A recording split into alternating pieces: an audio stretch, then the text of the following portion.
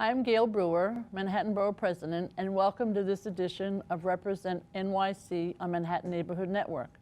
Today we're discussing police-community relations and the recent report issued jointly by my office, Brooklyn Borough President Eric Adams, and Civil Rights Attorney Norman Siegel. The report is based on forums held by my office in Washington Heights, East Harlem, and the Lower East Side, and 4 more held by Borough President Adams in Brooklyn, where we asked ordinary New Yorkers and police officers and their supervisors to come together and brainstorm how we can improve community relations. With us today is Norman Siegel, attorney and former head of the ACLU in New York, and Eddie Silverio, who is director of Alianza Dominicana, a division of Catholic Charities. He's also a member of Manhattan Neighborhood Network Board of Directors. Thank you all for coming. So I'm going to start with you, Norman. I want to thank you because this report was your good idea. This was a really good idea. Thank you. And it was a pleasure to work with the Borough President of Brooklyn. So we had these wonderful forums in Manhattan, and Eddie participated in some of them. We had roundtables with police officers, young people, community residents, community board members talking about how to improve community police relations and what the honest challenges are. And so I wanted you to talk about what your experience was a little bit and what you think some of the recommendations are, and where we're going to go with this report. Well, and I thank you for your super participation and the staff of yours and Eric Adams in Brooklyn. It was a terrific experience. It confirmed my belief that there's common ground here. As the report acknowledges, the police community relations in New York City and throughout the country, there's huge tensions with enormous racial overtones and class overtones. And if we can begin to talk to each other and learn from each other, undo the stereotypes, I think we can realistically ameliorate some of these tensions. What I found as a major theme of this process was that although, especially in African American Latino neighborhoods, there's still a lot of anger for the violation of civil rights by individual police officers and some of the policies over the last 20 years. There's also a willingness to work with the police because people in the communities recognize the police need to protect and serve them. When it comes to community policing, which was a major discussion, the history shows that the police kind of impose community policing on the community. And what the communities that we learn from say they want to be actively involved in developing and implementing community policing. That hasn't occurred. The report makes the point over and over again that if the de Blasio administration and Police Commissioner Bratton and his managers want to succeed, they must involve the community in the planning and implementation. If they don't do that, we're not going to ameliorate the problems. And the recommendations, systemic issues like improve the training. For example, we learned that the academy is 5 or 6 months. Recommendation, increase it to a year. Every 3 years, people should review the material for the training. For example, the stop and frisk training material, we found out 2 years ago that they were actually training the police officers on stop and frisk, not consistent with the Supreme Court decision in Terry versus Ohio. 20 years ago, when Mayor Giuliani put me on a task force and I reviewed the material at the academy, the material itself reinforced stereotypes along racial and religious lines. So you need to review the material periodically. We also think that you need to take a look at the grand jury process, abolish it or reform it. We need a permanent statewide special prosecutor. We need to, for example, recognize the tensions that the police officers experience on a day-to-day basis. They could come in idealistic, super wanting to help, and after 5 or 10 years, because of dealing with the stress, we need to recognize that we could have some people who are ready to explode.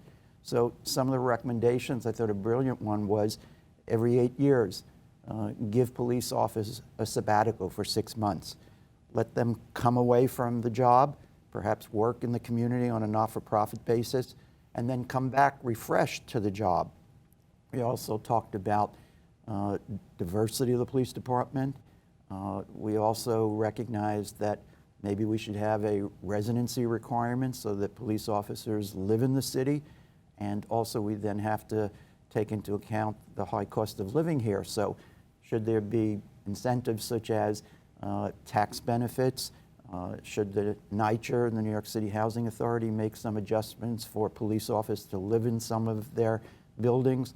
So there was a lot of good recommendations, exactly 37, and I'm glad to report that Gale, Eric, and myself will be meeting with Police Commissioner Bratton right before Thanksgiving, and that's a very encouraging sign, because if the commissioner will work with us, we work with him, and who's going to benefit? All the folks in the city of New York. Eddie, I think one of the opportunities that I saw, picking up on what Norman said, is at the tables and afterwards, young people in particular wanted the police officers to be in their schools. They wanted the basketball. They wanted the interaction that was positive. They just wanted respect. And you know, respect goes two ways. Yes. But that they were so accommodating, so interested in working with PD. And I thought that was such a positive sign.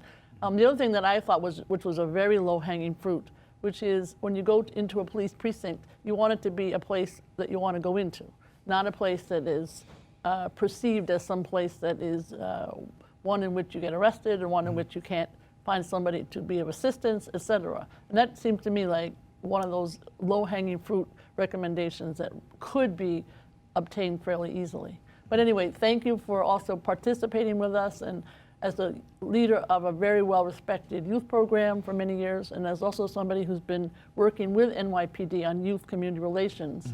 What do you think of these recommendations, or what are some other ones? Or Well, I want to say thank you, Gail, and because the reality is to involve young people in the forefront. I think one of the things that's important about this is that the young people in the Washington Heights Forum, as you heard them, they wanted to be listened, right? They wanted to share their thoughts on what's happening, and it was and I have to give it to the officers in the 3-3 because they really have followed up. They and the 3-4, they have followed up. I have to give it to them. It's like they needed that. I think they needed a space so they could realize, okay, the community really does want to listen to us.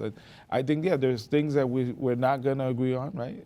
But there's things that we could talk through, and I think that was very important. And to hear the young people, so now, just if you go from January when we met to now, the department has created the NCO, the Neighborhood Community Officer, which they use the 33rd and 34th as their first precincts, and I think two in Queens, and it's been great. I have to admit that I have a cornerstone in Dyckman projects, and we've had some tension there, and the officers were there, placed there, and there was some great engagement with the young people, and good ideas came out, and out-the-box ideas. So just to give you an example, so this summer, the officers, as they're speaking to young people, are talking about, what would you like, we're thinking about giving them book bags to go back to school. They're like, no, I don't need a book bag, I could get a book bag. He says, but you know what? I need a haircut because and so one of the officers has a brother who has a barber, and he brought his crew, and we had over 30 young men get their haircuts. fabulous. I bet they were great haircuts. And too. what was cool about it was that one of the young men was going to go to a job interview, and he just he wanted, and we ended up getting him a tie, getting him a shirt, and it was just this thing of community. It was no longer police, young person. It was just, community. And the engagement that's happening there, that now when those officers are walking the street, it's not like, oh, Popo's coming, or hey, 50, hey, Officer J or Officer, and I think that's very important. So I think that the forums are what really struck a chord, because it really, I think, created this comfort zone. Yes, that we still have concerns and issues, yes. I'm not gonna baby that. But I think that the young adults that were part of that circle realize that they're part of the solution. And I think that's what's important. I think that everyone has to understand they have to do their part. It just can't be us versus them or them versus us, but really looking at how we could peel it little by little. I think that for me, one of the solutions was that to really have the officers engage the nonprofits. that the nonprofits are not just these places where you see young people hanging out of. Because I think for us, that was a big issue we had at our Beacon. When we were leaving, the young people were leaving at 9:30, 10 o'clock at night, officers would drive by and they were like, stop it, where you coming from? Now is no. Oh, you're at the Alianza Beacon? Okay. So it's this connection, right? And so when an officer wants to question something's happening in the neighborhood, he can feel comfortable to come to the nonprofit because the nonprofit are there. They're the ones that are working with these young people, working with the community, providing the services.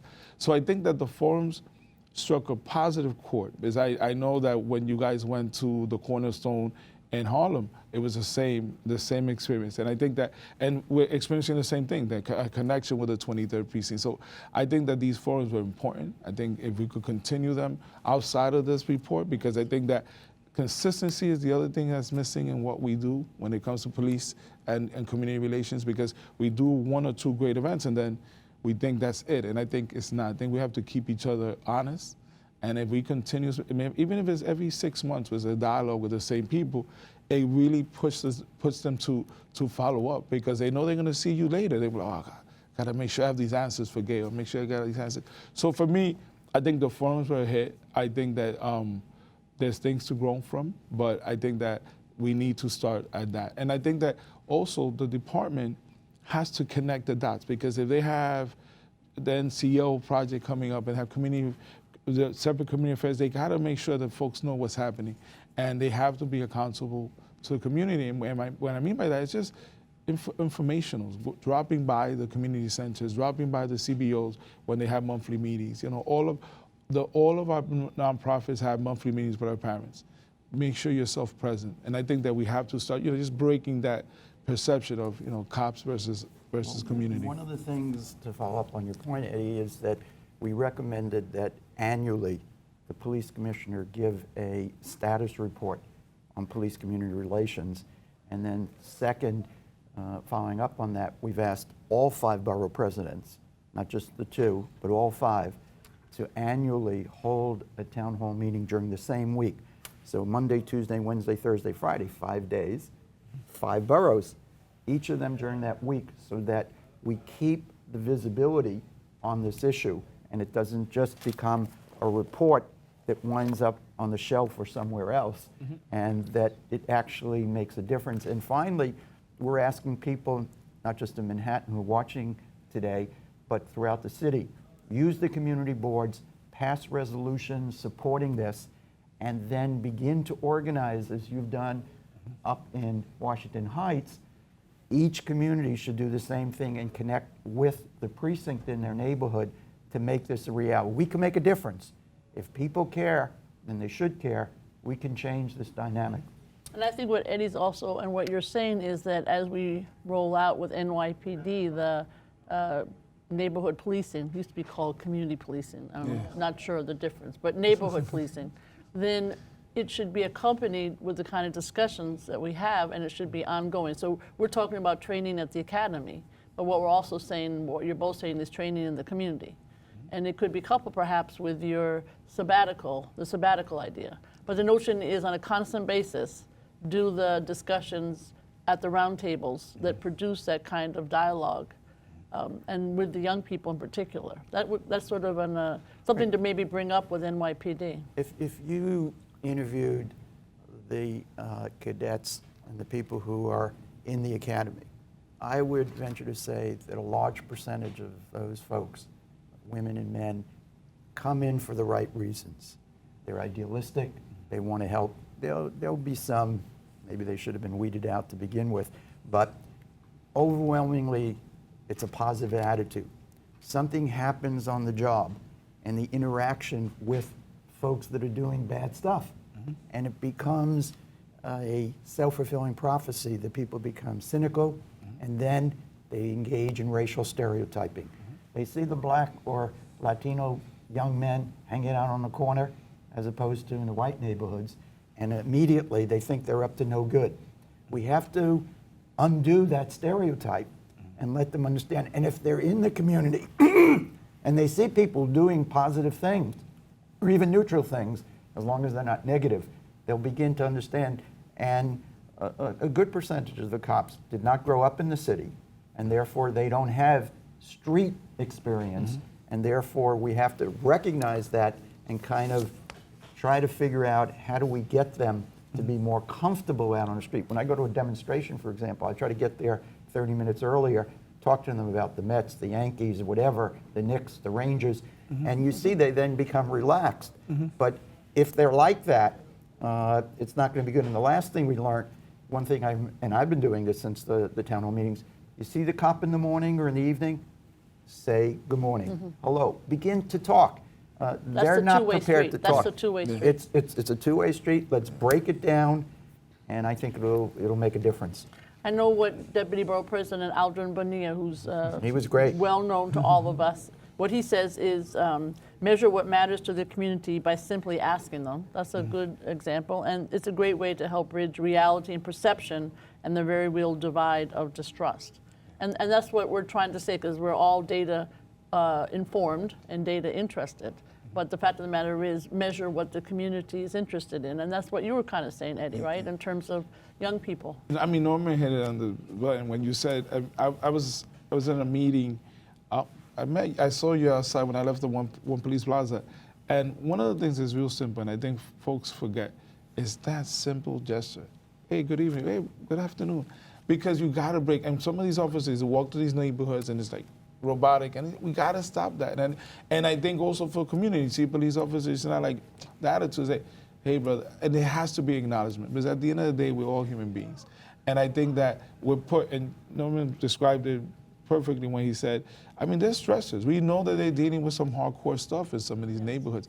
And in that same block that they're dealing with that hardcore, there's that decent family who wakes up at 5 in the morning to get their children ready to go to school, to go work, and come back. And they live on that block. They know those guys to them are not the enemy because they grew up with them. So they know they're not doing the positive thing, but they're part of their community. So so you can't ball us all into the same pot. And I think that's the same way with us. We can't say that every officer is out there to harm someone, but it has to take those simple gestures. And I think that we have to do, and I love the ideas of the annual forums, but I think that on the ground, we have to have the commissioner explain to his commanding officers that they have to do more community presence. And it's not just, oh, I'm going to the youth conference, or I'm going to be there for the career day. It's just, oh, they're having after school day. Just pass by, see what that is. Right. You know, I think not all the time it's policing. Right? Sometimes it's just getting to know where you work. What I thought at the roundtables was interesting. The police officers want to go into, many of them want to go into the youth programs as much as the young people want them to come in. Yeah. And it's a question of having you have to measure stuff at NYPD. Yeah. So if you measure, I've been to this number of police and engagement, as opposed to I've been to the community board meeting, then that's something that they have to pay attention to, because that's data collection that is important. So if you have to measure the kind of activities you're talking about, and that gets counted, then that's something that is a really specific recommendation that perhaps could be implemented. Well, I've learned that timing is important, and we are at a moment now because of what happened in the last year, from Eric Gardner to Ferguson to Baltimore to North Charleston, and we also at a moment where we have an iconic figure who's a police commissioner. Now, I have a lot of disagreements with the police department and that particular commissioner, but he's an iconic figure that his officers respect, and he has national credibility. So he has an opportunity to take some of these recommendations and to work with all of us for his legacy. We also have a mayor. I voted for him, disappointed with him, but he has an opportunity now also to take an issue that's been confronting America, as far as I know, for years and years, and really make a difference. So to the two bills, here's your chance. People are willing to work with you. If you don't seize this opportunity, that is just simply dumb. Right. So if we talk about trust, transparency, and accountability, I mean, those are the words that come to mind in terms of, and the trust is something that the perception has historically not been trust. And it's a lot of undoing, as what Norman and you were saying. So do you think this trust issue can be addressed? You talked about some of the ways. Oh yes, I think. I mean, we have to confront it. Like you said, we don't want another Eric Garner in our hands. We don't want to go back to the early '90s or late '80s when this was common in our neighborhood. That it was like us versus them. We don't want to go there. And I think that officers understand it, but I think Norm hit it. It has to come from leadership.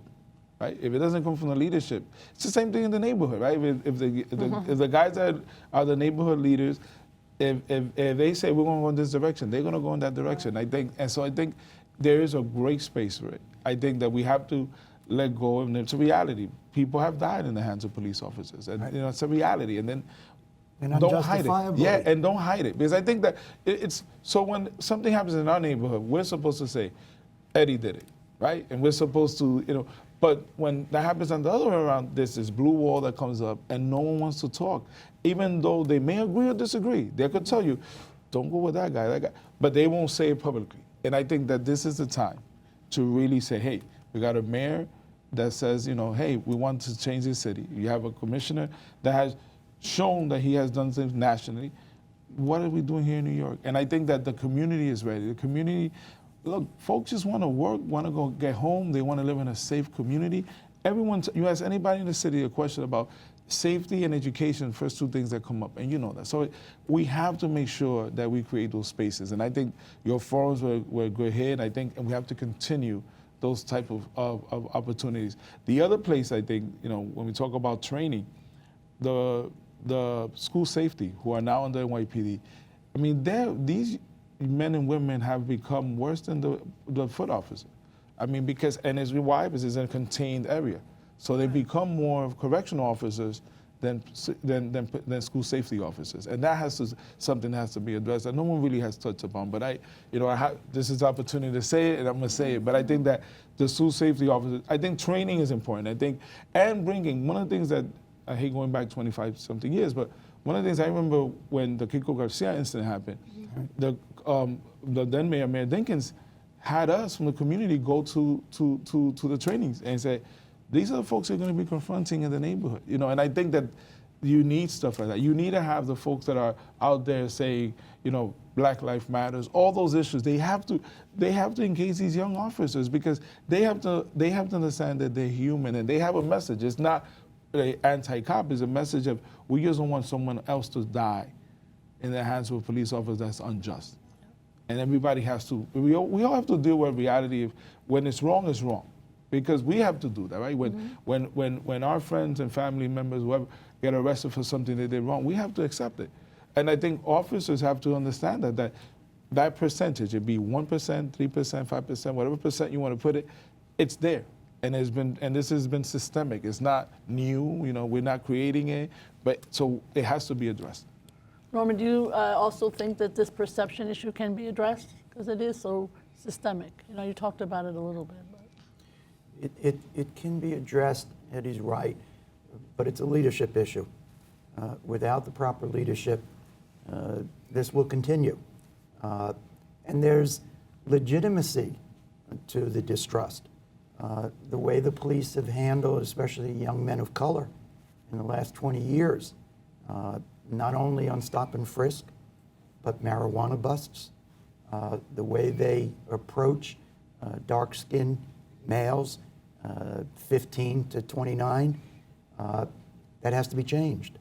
And it will come from the top down at the academy and the precincts. So I'm as a result of the town hall meetings, I'm cautiously optimistic. On the other hand, I've been around the block many a year. And so I hope for my grandkids this will all happen. Will it happen in my time? Probably not to my satisfaction, but what I've learned over the years, incremental change is what it's real about. One of the reasons I suggested to you and Eric this, I was coming home one night from the office and I saw a demonstration of young people. They were in front of the New York Public Library. And the chant was NYPD, KKK. Now, as someone who worked in the Southern Civil Rights Movement, I know what the KKK is about. And I've been an ongoing critic of the NYPD, of their policies and practices. But The NYPD is not the KKK. And so we have to, in our roles of leaders or advocates, we have to speak out, and that is not the approach. NYPD has to change, but they're not the KKK. And if they are the KKK to those young people, then people like us have to then confront them and say, hey, get a reality test. We're on record as being critical of policies and practices, and that's different than being, the other day I heard someone call Bratton a gangster. Wrong. We can disagree with people without getting into ad hominem attacks, and when you do that, the possibility of coming together is substantially decreased.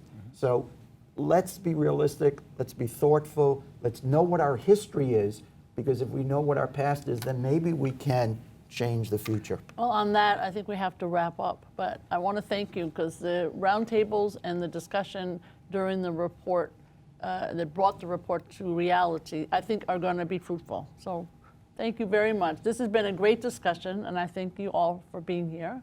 If you'd like to download a PDF copy of the report we've been talking about, visit the address on the screen. If you'd like to stay up to date with my work, please sign up for our e-news at manhattanbp.nyc.gov/subscribe. And also please follow me on Twitter or Facebook. Look for the handle Gale A. Brewer, all one word. And if you have any questions or concerns for me or my office, please email us at info@manhattanbp.nyc.gov. I'm Manhattan Borough President Gale A. Brewer, and I thank you for watching Represent NYC on Manhattan Neighborhood Network, and I really thank our guests. Thank you very much, Norman. Gail. Thank you very much, Eddie. It's been a great discussion.